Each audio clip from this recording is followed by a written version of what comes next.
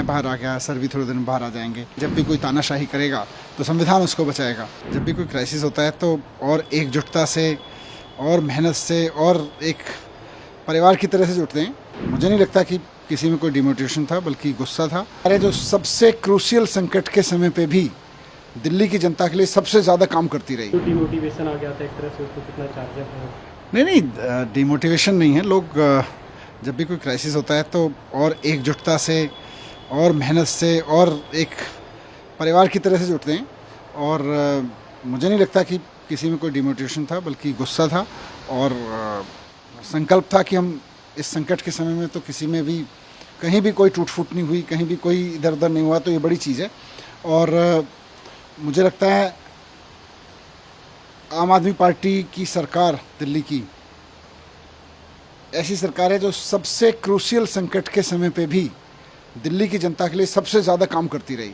देश में कोई ऐसी सरकार नहीं है। कोई भी संकट आता है, हिल जाते हैं, कोई जनता के काम धाम सब किनारे हो जाते हैं, लेकिन जनता के काम संकट के इस समय में भी होते रहे।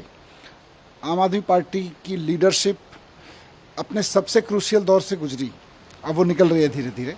मैं बाहर आ गया, सर भी थोड़े दिन बाहर आ जाएंगे, लेकिन इस सबसे क्रूशियल दौर में पार्टी के कार्यकर्ताओं ने, पार्टी के लीडर्स ने, देश के लोगों ने, दिल्ली के लोगों ने ज़बरदस्त एकजुटता दिखाई है, और यही एकजुटता हमारी ताकत है। सर, सुप्रीम कोर्ट में अपने बच्चों को उम्मीद है? नहीं, अब देखिए, सुप्रीम कोर्ट की तो हमें पूरी उम्मीद है। सुप्रीम कोर्ट से तो मुझे भी न्याय मिला है। सुप्रीम कोर्ट देश के संविधान के हिसाब से काम करता है, और देश के संविधान ने ऐसी स्थितियों के लिए व्यवस्था की हुई है कि जब भी कोई तानाशाही करेगा तो संविधान उसको बचाएगा। आज भी मैं अब गया था, माननीय सुप्रीम कोर्ट ने मुझे अपने आदेश में कहा है कि मैं हर एक मंडे को और हर एक थर्सडे को सुबह 10 बजे से 11 बजे के बीच में ईडी और सीबीआई के दफ्तर में जाके उनके सामने अपना प्रेजेंट करके आऊँगा।